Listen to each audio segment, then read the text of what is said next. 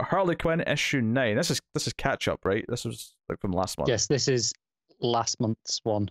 Mm-hmm. Yeah.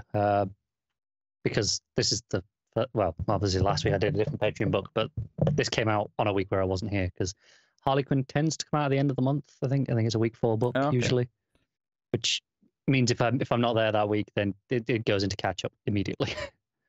But yeah, this is it's still Stephanie Phillips and Riley Rosemo on art. And it's still a Fear State tie-in. This is one of those books that was part of like the 3 or 4 books that week that came out after Fear State ended, even though there was tie-in still afterwards. It was weird, and it's not very good. even that aside, even the quality of this book aside, I still dislike that from an editorial publishing standpoint of putting out your tie-ins after the event's finished. It just felt weird to me the whole time. I think I mentioned on other books, but I still dislike it. But yeah, it's very much split into 2 parts mostly, and then there's a little intro, couple of pages of Harleen's first meeting with the Joker, because we haven't seen that enough times apparently. Because that's one of those scenes that I'm getting sick of. It's like seeing the pearls with the Waynes. I'm sick of it. I'm done. I've seen this so many times already. It also doesn't help that we just had a fantastic like full version of this with Harleen like last year. It was like 2 or 3 years ago now. I think I'm pretty sure at this point. Yeah, it wasn't 3 years ago. No, it was 2. Because I know I got the collection from my brother last time he was here, and that was before COVID. Yeah, it was a little while ago now. So there's been space between it, yet still.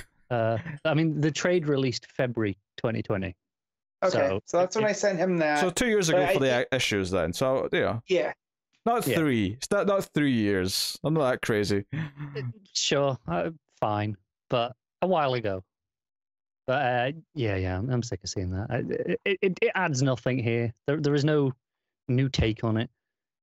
There's nothing. It's just there because it can. Fill up a few pages, I guess. But the 2 threads. The first one I'll cover is it's very straightforward because this is just getting itself in place for the Fear State stuff mostly.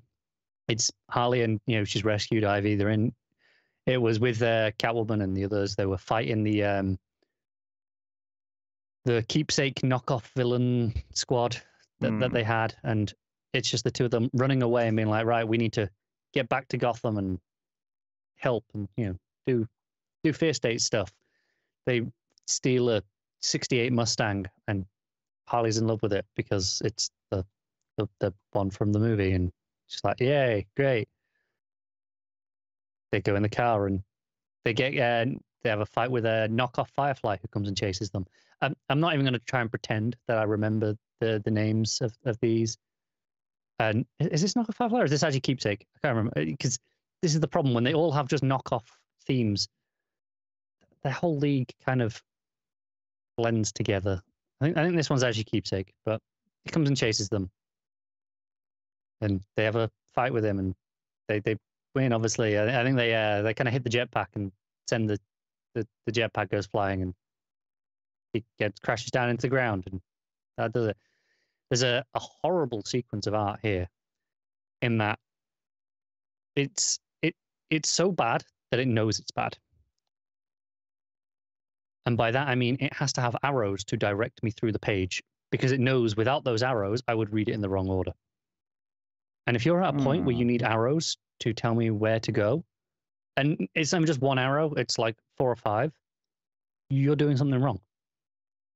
Your art is not good enough at that point. And that's not even a subjective, like taste of the art or not. I think that's just a matter of sequencing and flow, that if your art is not clear enough that I know where to read without you telling me explicitly, then you're not good enough. Sorry, it's just not. But yeah, it gets to the end. Harley and Ivy have a little moment. It's kind of a precursor to. It doesn't have the big kiss that it had in Batman, but it's like just like a moment like that is kind of like the full page. Just the 2 of them together is the ending. Yeah, I mean it's fine. Again, it's just setting up where we were in Fear State. It's this issue is doing nothing for itself really in terms of the Harley plot. The other plot where it is actually advancing things, I think technically for this book, is the Kevin plot. It ended last issue with him kind of deciding that he was going to be the hero and go into the burning building and rescue people. And by the burning building, it's the safe headquarters, which is Strange, kind of his building.